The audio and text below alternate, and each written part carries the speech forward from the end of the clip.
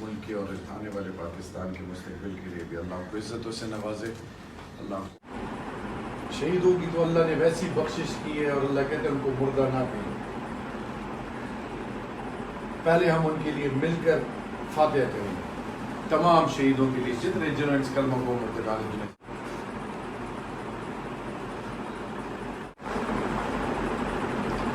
آج کے دن کے حوالے سے پرائم منسٹر صاحب کا مین آبجیکٹو مقصد یہ تھا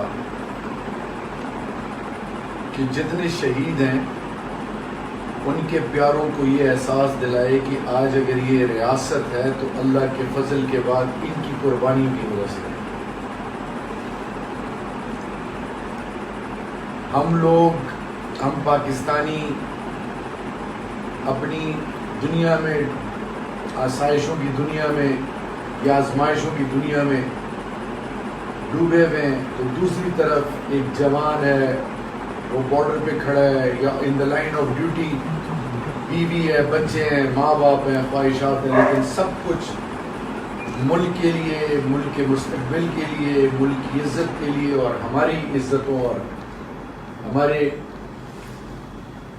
لیے ایک ایسا پلیٹ فارم ان کا مقصد ہوتا ہے کہ ان کو آنچ نہ آئے بے شک میری جان چلی جائے. تو ہمیں آپ پر فخر ہے. آپ جیسے جتنے پاکستانی ہیں جنہوں نے قربانیاں دی، جن کے پیاروں نے قربانیاں دی، چاہے وہ افواج پاکستان سے ہیں، چاہے وہ سول آرمڈ فورسز سے ہیں، چاہے وہ پولیس سے ہیں، چاہے کوئی عام پاکستانی ہیں، جنہوں نے بھی قربانیاں دی ہیں، اللہ رب العزت اجر دے. اللہ ہی اجر دینے والا ہے. آمین. ہماری اپنی بساط کے مطابق ہم یہ کر سکتے ہیں صرف اور صرف کہ حکومت آپ کو یہ احساس دلائے. اصل چیز ہے اخلاص، کہ ہم آپ کے درد میں برابر کے شریک ہیں. کیونکہ ابھی جو مقبوضہ کشمیر میں ہو رہا ہے اور جس طرح لوگوں کو 1 مہینے سے زیادہ ہو گیا بند کیا گیا ہوا ہے، تو یہ میسج ہے کہ فلسفہ حسین جو ہے وہ ہے 2 چیزوں پہ سٹینڈ کرتا ہے. اس کے 2 پلرز ہیں. پہلا پلر یہ کہ ظالم کے آگے ڈٹنا، اور دوسرا ہے مظلوم کے سر پہ ہاتھ رکھنا.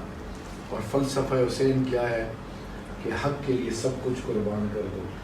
کیونکہ اللہ کو اپنی مخلوق، اپنی ذات اور اپنے محبوب کے بعد بہت پیاری ہے. جو اللہ کے مخلوق کے لیے قربانی دے گا اللہ اس کو کبھی بھی کسی محاذ پہ لیٹ ڈاؤن نہیں کرے گا. تو اس لیے شہادت کی جو موت ہے وہ اللہ کسی کو دیتا نہیں.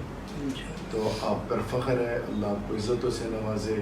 اور انشاءاللہ آپ نے مجھے اپلیکیشن